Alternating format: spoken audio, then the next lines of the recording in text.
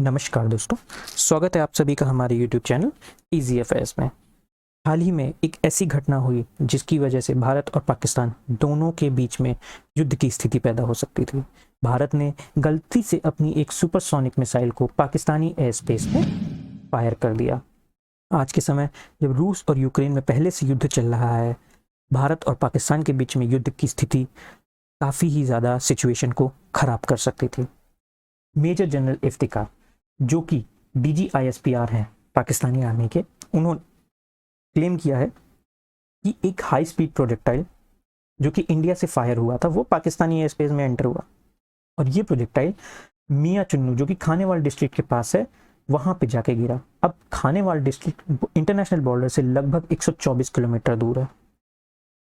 कोई भी casualties report नहीं की गई हैं, हालांकि कुछ सिविलियन प्रॉपर्टी को डैमेज पहुंचा है। पाकिस्तानी मिलिट्री के अकॉर्डिंग 9 मार्च को शाम को 6:45 बजे एक हाई स्पीड फ्लाइंग ऑब्जेक्ट को डिटेक्ट किया था पाकिस्तानी एयरफोर्स की एयर डिफेंस यूनिट्स ने, जो कि इंडियन टेरिटरी में था। अब ये जो ऑब्जेक्ट था ये लगभग 40,000 फीट पे था और मैक 3 की स्पीड पे उड़ रहा था। अब इसका जो इनिशियल कोर्स था वो था सिरसा से टेक ऑफ होगा और साउथ की तरफ महाजन एयर फायरिंग रेंज की तरफ जाना था, लेकिन एक टेक्निकल मैल फंक्शन होता है और ये जो प्रोजेक्टाइल है ये वेस्ट की तरफ मुड़ जाता है पाकिस्तान की तरफ, और ये इंटरनेशनल बॉर्डर को क्रॉस करता है और पाकिस्तानी टेरिटरी में 124 किलोमीटर अंदर जाके खानेवाल के पास गिर जाता है। अब ये जो मैप है ये पाकिस्तानी अथॉरिटीज़ ने प्रोवाइड किया है। इसमें देख सकते हैं कि जो प्रोजेक्टाइल है वो ये टेक ऑफ होता है, उसका टाइम पाकिस्तानी स्टैंडर्ड टाइम दिया हुआ है, किस टाइम पे वो बॉर्डर क्रॉस करता है उसका टाइम, और किस टाइम पे उसका इम्पैक्ट होता है उसका टाइम।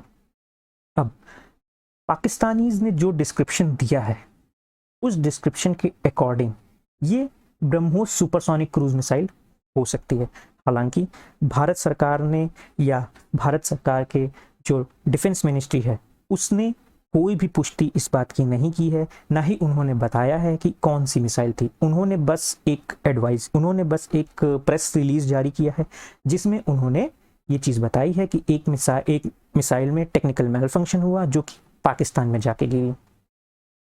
अब ब्रह्मोस मिसाइल की अगर हम बात करें तो ये missile already Indian arm forces में एक्टिव सर्विस में है और इसको पूरे विश्व में जाना जाता है इसकी एक्यूरेसी के लिए।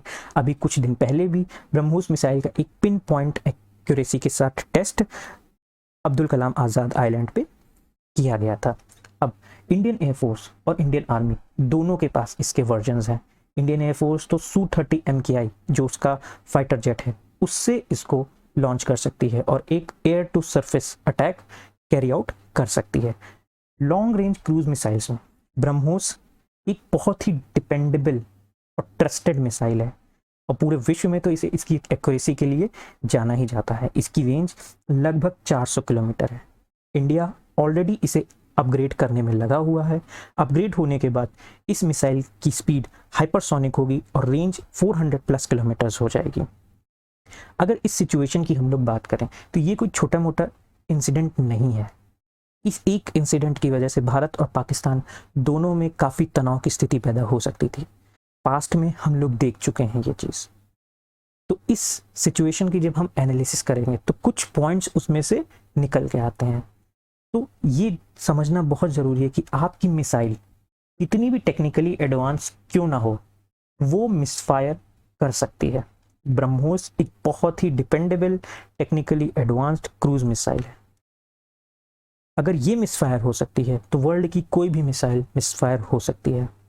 इवन US एंड UK इनकी मिसाइल्स भी मिसफायर हुई हैं। कुछ साल पहले UK की ट्राइडेंट मिसाइल मिसफायर हुई थी और US की टॉमहॉक मिसाइल मिसफायर होके टर्की में गिरी थी जाके। और अगर हम लोग हाल की बात करें तो अभी जब रशिया ने यूक्रेन पे मिसाइल्स लॉन्च की थी तो वो मिसाइल भी मिसफायर हुई थी और उनमें से कुछ मिसाइल्स बांग्लादेश की एक कंटेनर शिप के ऊपर गिरी थी जाके। यहाँ पे ये भी देखना बहुत इंपॉर्टेंट है कि इंडिया और पाकिस्तान ने इस इंसिडेंट को बहुत मैच्योरली हैंडल किया है।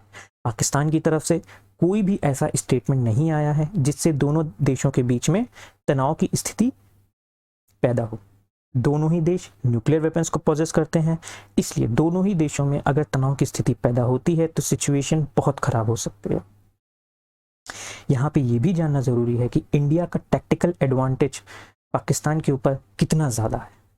मिसाइल लगभग 7 मिनट हवा में थी और इसमें 7 मिनट जब वो हवा में थी तो इसका आधा समय वो पाकिस्तानी एयर स्पेस में थी, लेकिन पाकिस्तानी इसे हवा में नहीं गिरा पाए। तो ये चीज़ दिखाती है कि इंडिया का टैक्टिकल एडवांटेज पाकिस्तान के ऊपर कितना ज़्यादा है। अब इस इंसिडेंट के बाद डिसआर्मामेंट की भी बात होगी, क्योंकि ये एक ऐसा इंसिडेंट है जिसकी वजह से काफ़ी डिस्ट्रक्शन हो सकता है। आप इमेजिन करिए अगर एक न्यूक्लियर मिसाइल में मेल फंक्शन हो या वो मिसफायर हो जाए तो किस लेवल का डिस्ट्रक्शन होगा लाइफ का और प्रॉपर्टी का। तो यहाँ आज के वीडियो में हमने ये देखा कि इंडिया ने एक्सीडेंटली जो मिसाइल फायर की थी पाकिस्तानी एयर स्पेस में, वो उसके रीजंस क्या थे, और उसके बाद उससे हम लोगों ने कुछ चीज़ें भी एनालाइज की। अगर आपको ये वीडियो पसंद आया हो, वीडियो को लाइक करिए, इजी अफेयर्स चैनल को सब्सक्राइब करिए और इस वीडियो को अपने फ्रेंड्स एंड फैमिली के साथ शेयर करिए। जय हिंद।